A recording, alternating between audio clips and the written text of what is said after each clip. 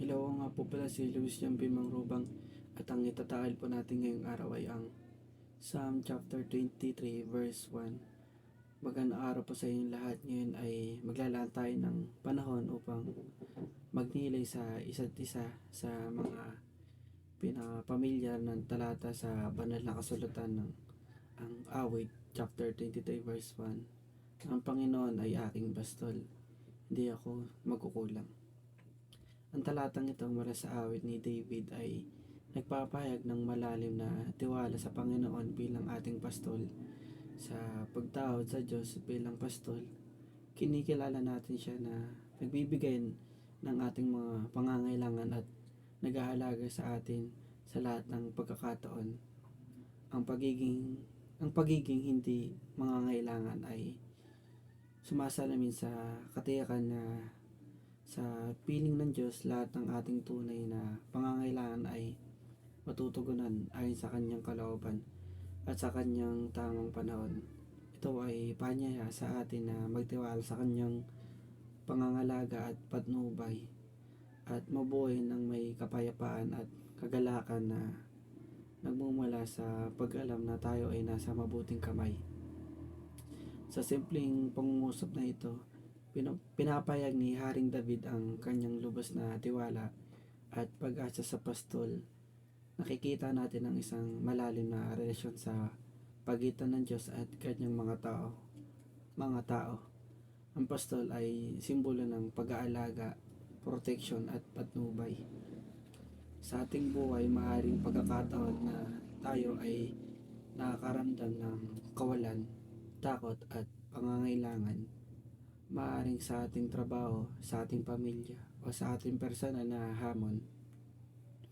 Ngunit ang talatang ito ay nagpapaalala sa atin na sa piling ng Panginoon tayo ay may kasapatan. Hindi tayo magkukulang ng anuman na kailangan natin para mabuhay ng may layunin at kagalakan. Kapag sinasabi natin ang Panginoon ay aking pastol, inamin natin na tayo ay tulad ng mga tupa na nangangailangan ng gabay at pangangalaga. Nilalagay natin ang ating tiwala sa Kanya na siya ang nakakaalam ng daan patungo sa sariwang pastulan at tahimik na tubig. Nilalagay natin ang ating buhay sa Kanyang mga kamay na batid na siya ay magbibigay sa atin ng lahat ng ating pangangailangan. Sa araw na ito, kahit ko kayong maglaan ng oras upang pagnilay-nilayan ang inyong relasyon sa Diyos. Itanong ang inyong sarili na naniniwala ba ako na hindi ako magkukulang sa piling ng Panginoon at paano ko mas mapapalalim ang aking pagtitiwala sa Kanya bilang aking pastol. Habang pinagnilay-nilay natin ang mga katanungan nito, naway maramdaman natin ang kapayapaan at seguridad na dala ng pag-alam na tayo ay nasa ilalim ng pangangalaga ng ating mabuting pastol. Maglaan tayo ng sandali ng katahimikan upang panalangin natin ang ating mga puso sa Panginoon. Ama sa langit, salamat po sa inyong walang hanggang pag-aalaga at pagmamahal. Tulungan niyo po kami na palalimin ang mga tiwala sa inyo bilang aming pastol sa mga panahon na kagipitan at pangangailangan. Palalahanan niyo po kami sa inyo. Kami ay hindi magkukulang.